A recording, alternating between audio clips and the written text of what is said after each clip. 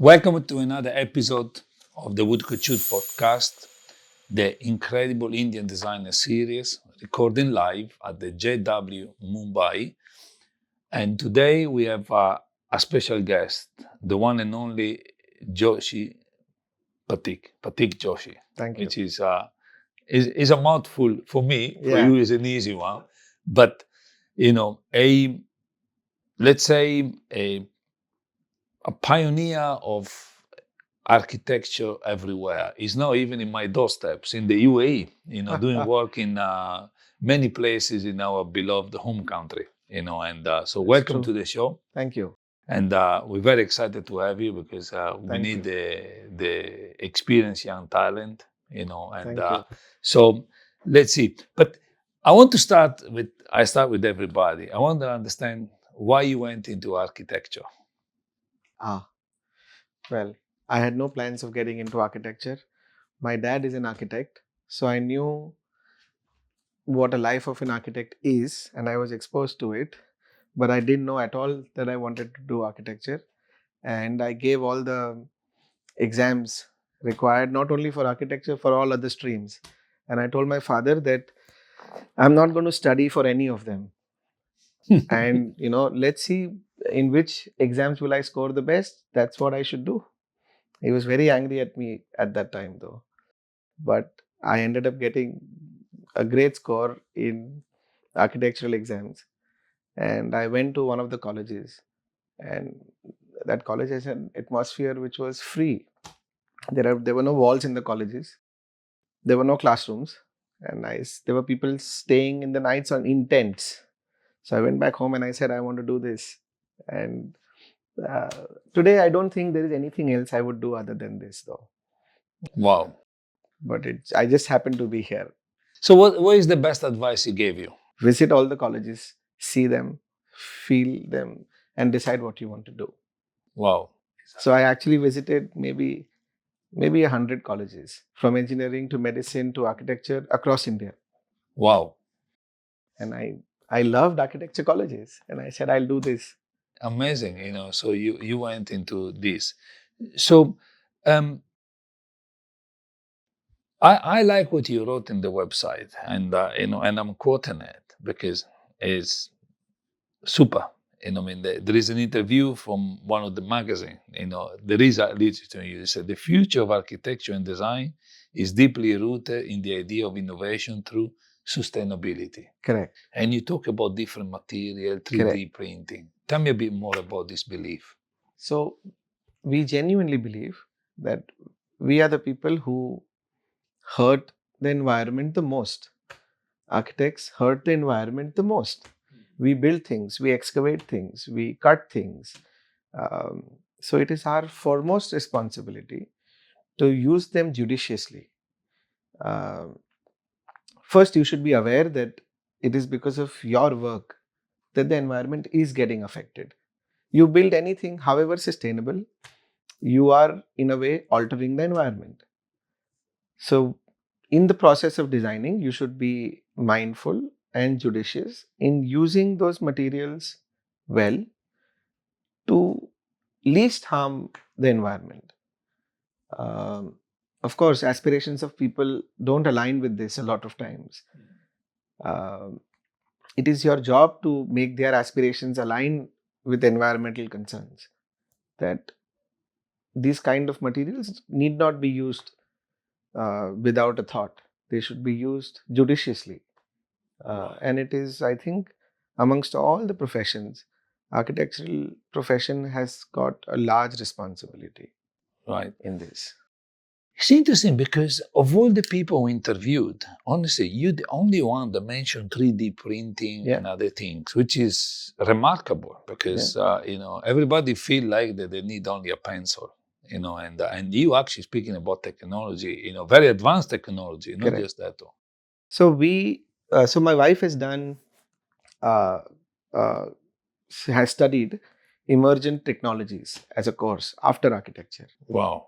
And we truly believe that if we use tech, it'll help us remarkably well to solve a lot of problems that take a lot of time originally, which we can now do it much quicker, much faster, and with a lot of clarity of thought, even to explain to clients that when we use 3D printing, when we use parametric coding, it enhances the process to a very great extent. And a lot of time, effort, manual effort is saved to show that. We used to make models Right. originally. That process is completely eliminated. We don't make models anymore.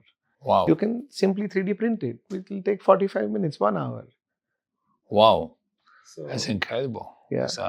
So, in the topic of technology, since you guys are very savvy and very excited to embrace it, everybody talks about AI, artificial intelligence. What's your views?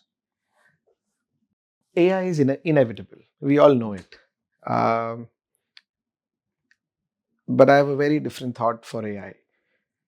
We had a very lengthy discussion in office with my senior staff that, how do we integrate AI? This was a couple of years ago in our studio and in our working style and whatever. And I raised the point that, guys, maybe 5 years from now, I will need half the team because Not a good this news. software that you are showing me today will replace you.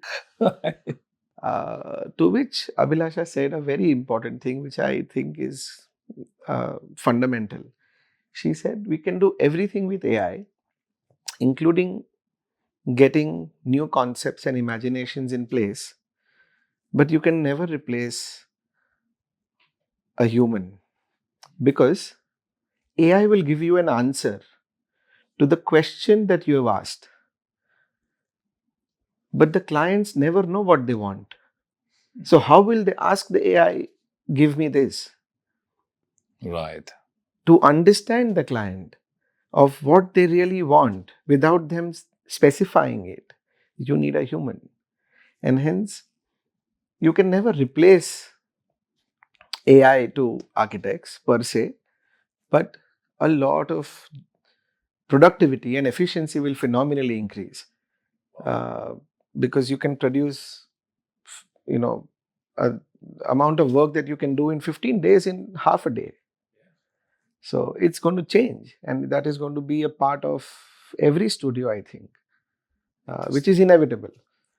But you can never replace architects because in none of our projects we have ever been given a clear brief or a clear requirement. It's always the architects who interpret the client and their requirements, which AI cannot do. It's interesting, and that's a common thing. Two common things. One that you just said with is that you guys never get a proper brief from client. Yeah. You get some sort of a brief, but not necessarily True. comprehensive enough to form an opinion. And secondly, not enough time to think. Correct. So but how you then tackle this issue? When you don't get a big brief or a comprehensive brief, how do you guys tackle this issue? I have a rule that I have applied in the last maybe year and a half, that I go on a 3-day break with my client the moment they hire us before we start the work. Okay. We don't talk about work. We don't talk about the project. I just want to know them. I just want to know them, how they live. What do they do in the morning? Do they go to the gym? Do they not go to the gym? What are their likes? What are their dislikes? Once I understand the client, which has worked beautifully till now, I tell them to take a step back. That now I know you, so I can decide for you. Interesting. And all of them love it because everybody is ready to go on a 2-day, 3-day break. And because of which we get to know that person or that family fully. Okay. And they don't need to, we know them. I know what you're going to say. What is that you try to discover in these 3 days from them? Well, the person they are. Right. We try to understand how they live. What do they aspire? What do they wear? What do they eat? Whenever we do any work which is personal, which is, let's say, a hospitality project is not an example, a residence is an example, or a villa is an example. Our job is to not give them what they aspire for, because they will aspire what they have seen around, or what they already have. Our job is to improve and upgrade their current life in what we make. I cannot improve your life if I don't know you. True. So once I know you fully, I my job is to improve your life. It's a very innovative approach. I never heard anybody saying, Yeah. I go 3 days on a break with a Yeah, client. 2 days or 3 days. Yeah, even a break, Yeah. call it.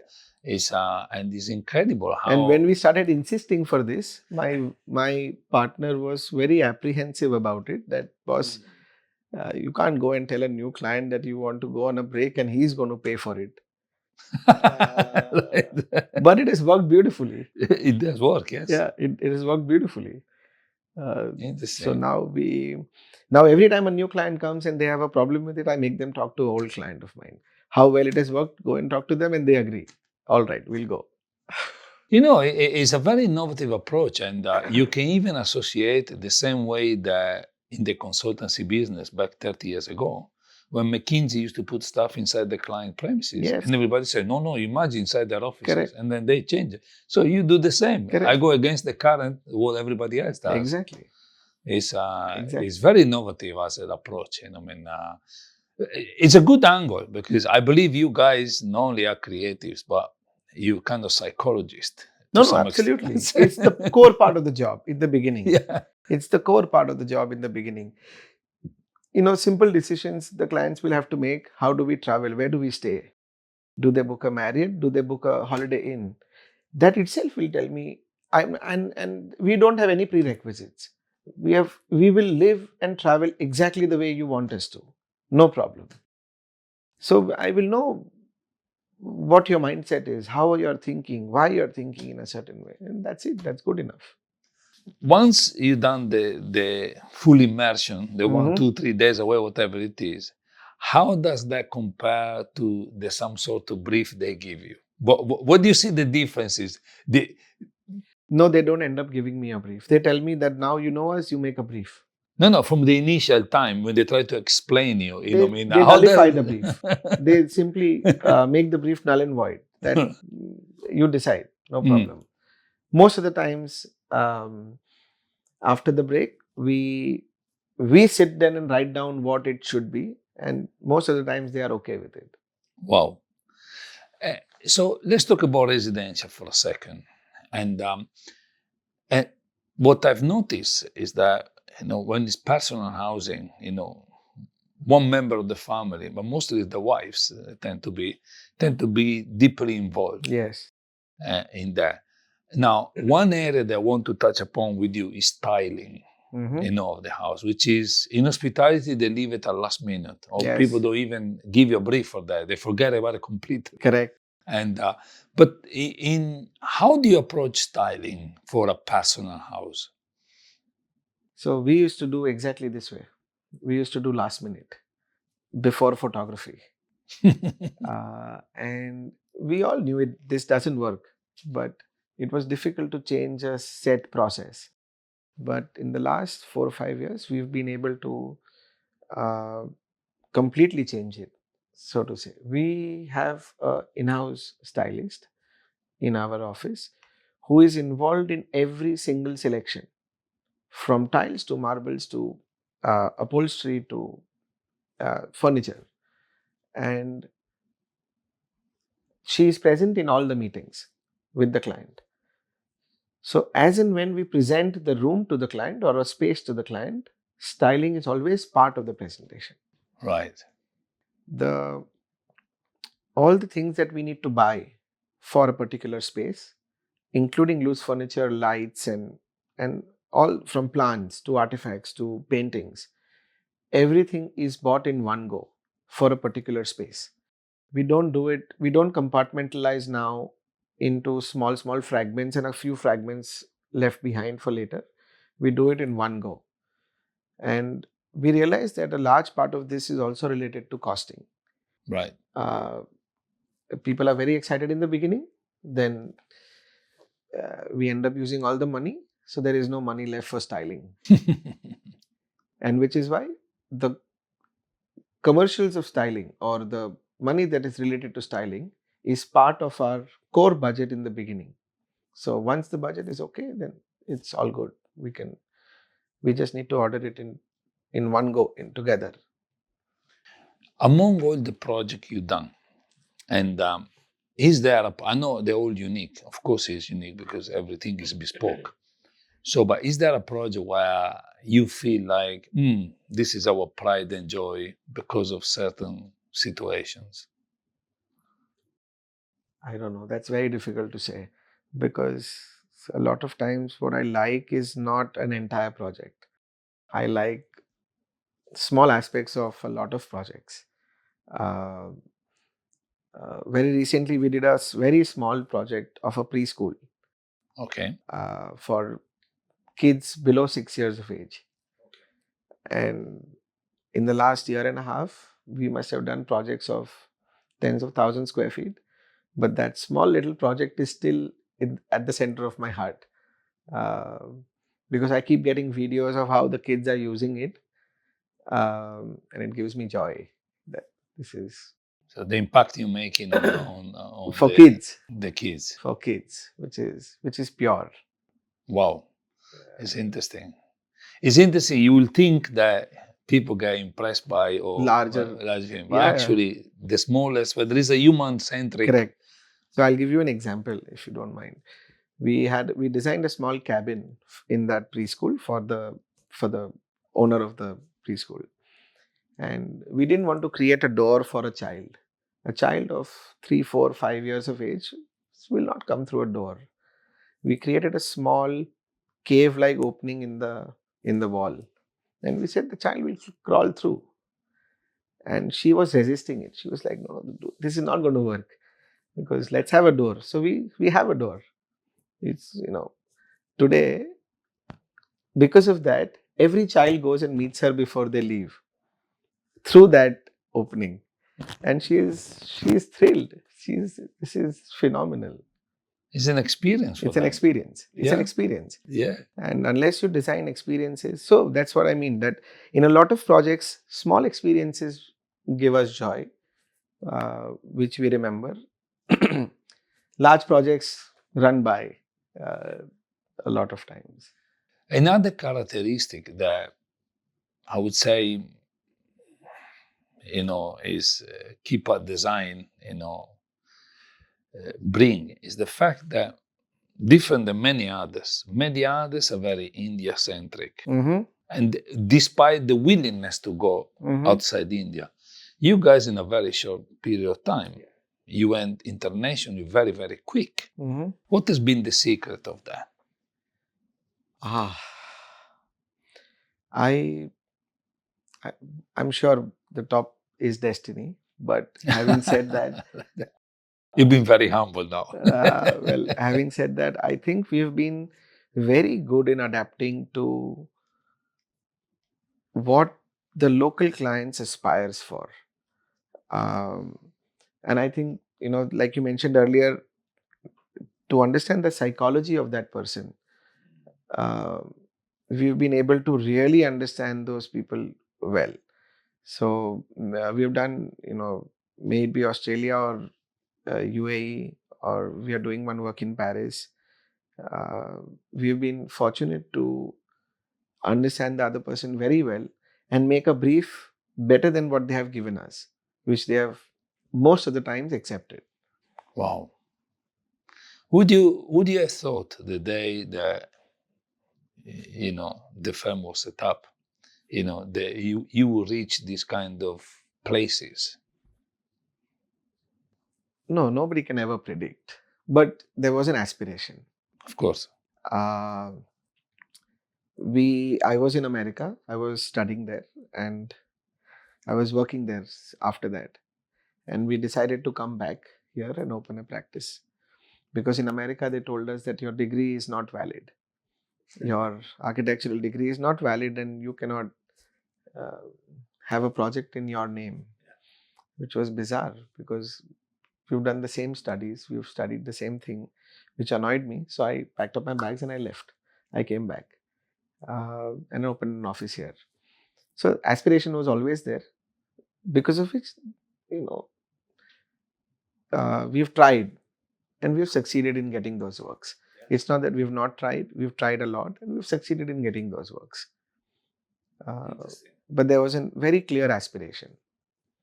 Wow, it's very interesting story, because there is always something behind. You see, the fact of probably the initial rejection, it will drove you to come back. To come back and say, you know what, nothing can stop you. Correct. It's incredible. So for the young talents that come through the ranks and people that have had the same kind of experience you had at the beginning, finding people that, put nonsense on top of some sense, what advice would you give to these young architects? Keep knocking on all the doors. Just keep knocking. They will open. Some door will open. There is no other answer. And it's not hard work. I'm not talking about hard work. Everybody works hard. Very true. But you have to be persistent in trying. I don't believe that you won't succeed. You will. If you are persistent enough, you will get what you want. Right. And the pre and post COVID bridge, have you done something differently that you were doing before COVID? So before COVID, we never believed that our field allows work from home. I used to believe it's not possible. We need to be in the studio in the same space. We need to talk to each other. It's a collaborative effort to design, and work from home is not possible. That has completely changed now. We can work from home. Well, I have so many of my people working not from office. But it's in fact thanks to COVID that we could learn this. But in terms of work, I think India has changed post-COVID, and the opportunities that exist today or are foreseeable in the future are phenomenal. I have not seen this kind of phase in the last 1.5 decade, what I am seeing now. Wow. So 10 years from now, what is that you want to see happening for Kypad? For Kypad? I want Kypad to become a global brand. Very clearly. I want it to become a brand, and I want everybody to consider it a small office still. I don't want people to consider that it is a large office. I want all my clients to know that we don't take up work if we are full. You need to wait. We will start this work after some time, which is what we do now. But I want, even if we become a global firm, this will not change. Wow. That's an interesting, you want to stay niche and personal. Yeah. As opposed to big and impersonal. Very interesting. No, it's a great approach. It's a great strategy. Like you did many other things, I'm sure you do it on this too. And in terms of design, what's your dream? Say, this is what I would like to design next. I would like to design the Marjana Highlands Hotel. One of that scale of a project I would like to do. If we get a chance. Interesting. That's very good. So that is your next frontier. Absolutely. Yeah, I'm sure there's plenty of opportunity everywhere. But India got fantastic hospitality. No, I think hospitality experience or design in India is probably one of the best in the world, including the architecture. I'm talking purely in terms of design. It's phenomenal. And probably the next what comes to my mind is probably, probably Bali or Japan, who are somewhat there. But I don't think anywhere in the West, the hospitality sector in architecturally is explored so well as in India. And a lot of culture and a lot of historic aspects are also being weaved into the architecture and design of hotels and hospitality in general, which is phenomenal, which is missing. You can design a great building, but it's without any history or background or culture or anything. One of your colleagues, industry colleagues earlier, mentioned his obsession with detailed documentation. Said design cannot, come through the execution phase unless the documentation is complete and everything is perfect in there. What's your views? I absolutely agree with him. I'm a fanatic of documentation. I uh, I tell people in my office that we don't need to speak to each other. We need to show each other drawings. You may be great in with your hand. Somebody must be great in computers. That's fine. You can choose your language, but you have to be able to make a drawing, and that should speak. Because if you really want to be global, if you want to work overseas, your drawings have to speak, which have to be immaculate in the detailing and the design that you want. Otherwise, who is going to work there? Who is going to make? What are they going to make? They're going to read your drawings. This is not going to work. Your documentation has to be perfect. you know, honestly, you know why I'm laughing? Because what you just said right now is exactly the explanation he gave me about that. He said exactly that. In order to go, and he has no venture outside India yet. So that's an interesting point. You have. Correct. And he hasn't. And despite 35 years in business, he says, unless my documents are perfect, how they going to trust me in doing the work? Correct. If I want to expand internationally? Correct. And that's incredible. How the two mindsets are so much aligned. But I have a question for you, because this is what surprised me, that I'm not an architect, I'm not a designer, I'm completely different. But why is it that you guys, you meaning you Indian-based designer, feel that your documentation is not in line with international practices? When in my opinion, it's the opposite. No. I think yours is very accurate. No, we are very accurate, but there are a lot of international. Why this perception exists? Yeah, exactly. Yeah. Because there are a lot of international architects who have become famous, whose documentation was absolutely immaculate. That perception stems from those celebrity architects historically. But if you consider the masses, the general offices, we are far better.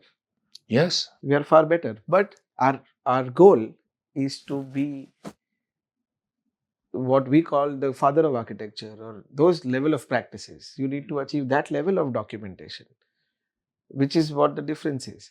That we don't compare ourselves to, like for example, when we are working in Paris right now, we have a local architectural firm who is representing us in the project.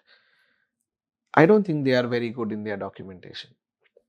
So we have been telling them that, no, this is the drawing, you please study it fully. We are going to make it and send it to you. And they have understood that. They, in our meeting, they have accepted that. Oh, yes, good architectural firms do make these good drawings. We don't make these good drawings. So we are better than most of them. But there are some people, historically architectural firms, who have done phenomenal work, which are far more in number than in India, historically speaking. Which is why that perception. It's always interesting hearing all of you, all your design community, that there is the general feeling that you need to do better.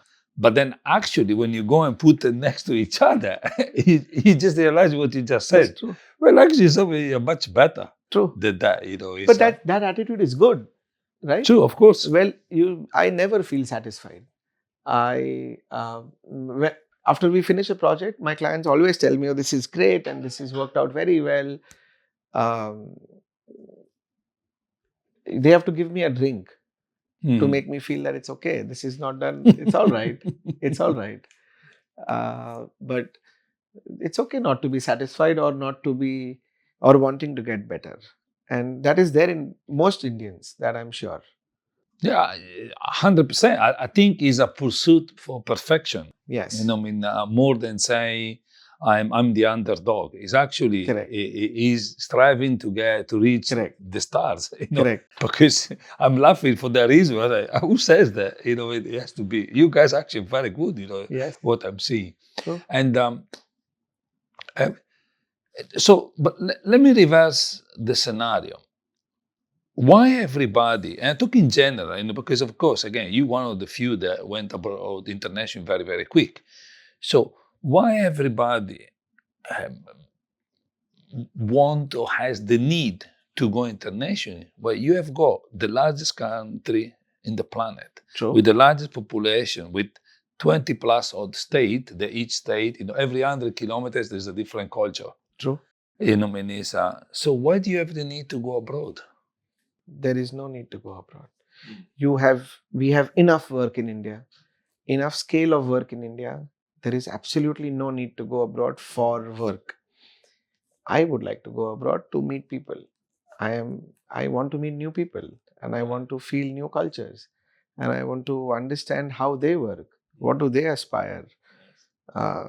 That's my uh, belief or reason to want to go abroad. But to run a practice, well, forget India. A small sector of India is good enough. You will have enough work. You will not have time to sleep. Right. And another one, you were saying, and these are all remarks that stick in my head because they are fantastic as thought processes. And another one said there is European design, there is Italian design, there is British design, but how is Indian design being defined? Because you say normally Indian design you associate with a temple, and it's Yes, not. true. So how would you define the Indian design? No, Indian design is a very, if I may say so, first of all, it's a broad term and it's a bastardized term, right? Um, there are 1,000 Indias. What do you mean by Indian, right? If you move across the country, what Indian is changes completely, right?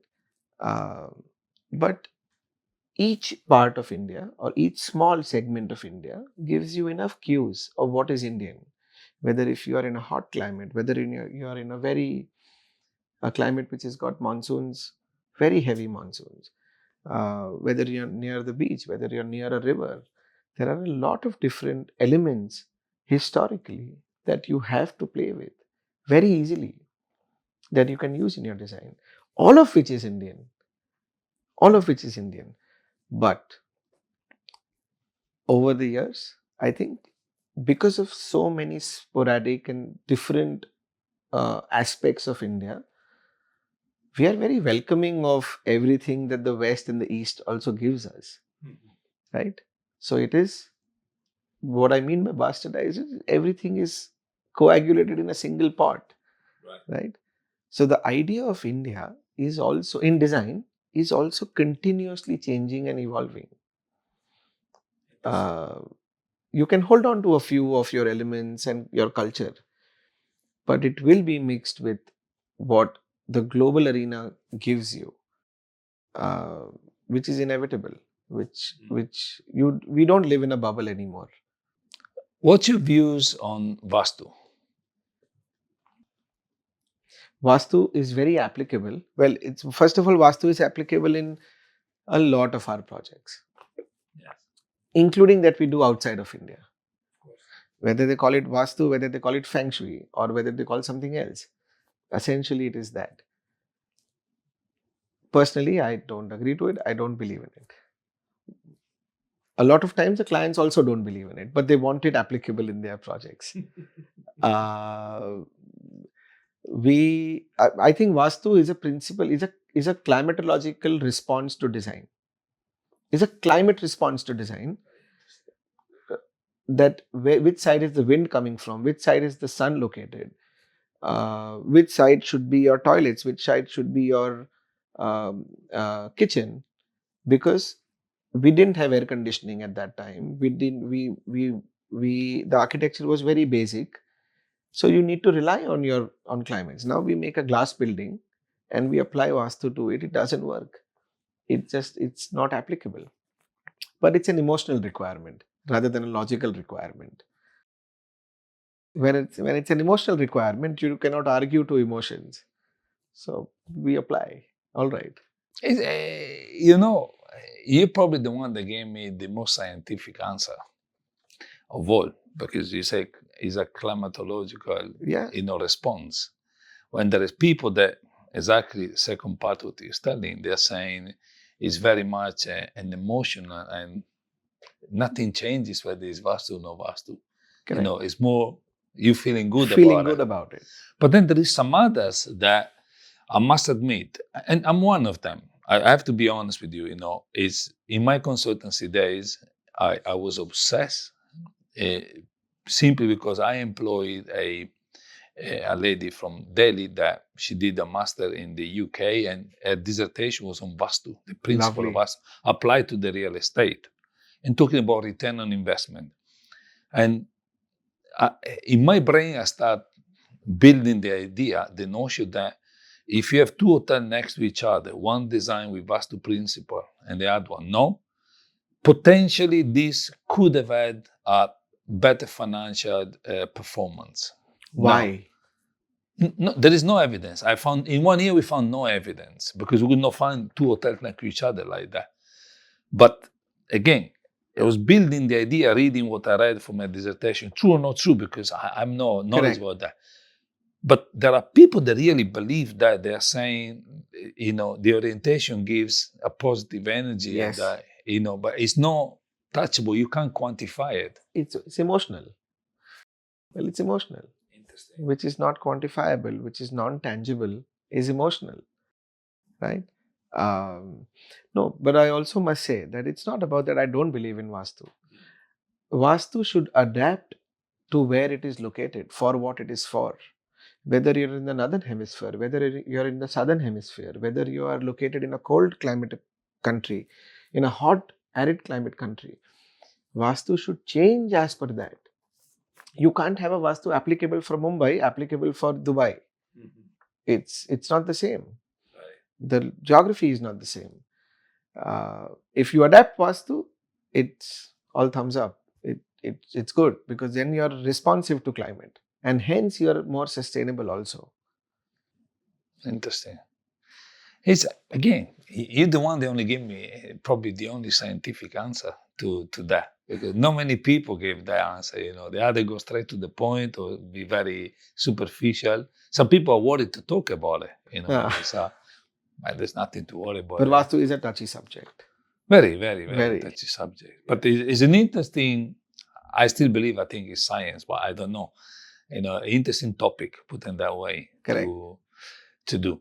Now, the day that you want to concentrate yourself doing other things because your kids are grown up, the business is continuous, is living, how would you like to be remembered?